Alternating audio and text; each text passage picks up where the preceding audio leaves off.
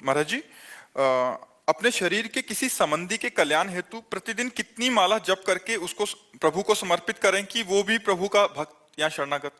ऐसा नहीं होता है। उसके पुण्य बढ़ सकते हैं लेकिन वो भक्त नहीं बन सकता। भक्त तो साधु समागम में आवे और स्वयं भक्त बनना चाहे तो भक्त बन सकता है, अन्यथा ऐसा नहीं कि हम 10-20 माला उसको दे दें। उसके पुण्य बढ़ सकते हैं, उसको लौकिक लाभ प्राप्त हो सकता है, लेकिन बौद्धिक स्तर जब तक नहीं बदले, जैसे सांप अंदर बिल के है और ऊपर हम इत्र छिड़क दें, चंदन लगा दें, क्या सांप को पहुंच जाएगा क्या? अब हमारी बात सुनो। या लाठी से मारे तो क्या सांप मर जाएगा क्या? तो अंदर जब हमारे अंतःकरण में जो हमारी बुद्धि है वो जब तक परिवर्तित नहीं होगी तब तक भक्ति कैसे आ जाएगी? ऐसे भक्ति कैसे आ जाएगी? तो हम उसके अंदर भक्ति पैदा कर दें, ऐसा किसी महात्मा ने भी नहीं कहा कि मैं भक्ति भक्ति पैदा कर सकता हूं। हाँ, आप बदलना चाहो तो बदला जा सकता है, आप बदलना ना चाहो तो कोई बड़ा सिद्ध महापुरुष भी आपको नहीं बदल सकता है।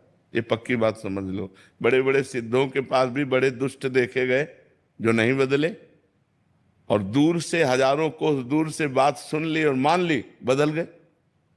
आप बदलना चाहो तो बदल सकते हो, अगर आप बदलना नहीं चाहते तो हमारा जब तक आपको नहीं बदल सकता, क्योंकि आपकी बुद्धि तो गलत मार्ग में लगी है और हम इधर जब करके आपको दे रहे हैं तो आपकी लौकिक उन्नति होती जाएगी, लेकिन परमार्थिक उन्नति तभी होगी जब साधु संग होगा और स्वयं वो चाहे कि मैं भगवान की भक्ति करूं।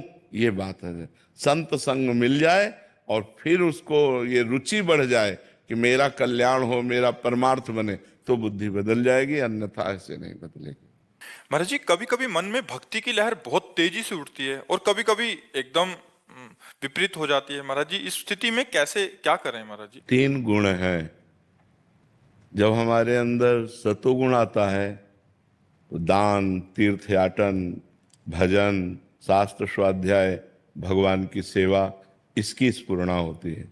जब रजोगुण आता है, रुपया कमाना, समाज में यश होना, भोग भोगना, नाना प्रकार की रजोगुणी वृत्ति। जब तमोगुण आता है तो निद्रा, आलस्य, प्रमाद, द्वेष, हिंसा, क्रोध, ये सब ये गुणों का प्रभाव है।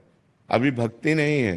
भक्ति तो त्रिगुणातीत होती है, सतोगुण, रजोगुण, तमोगुण, तीनों से परे जो होती है वो भक्ति होती है, विशुद्ध भक्ति।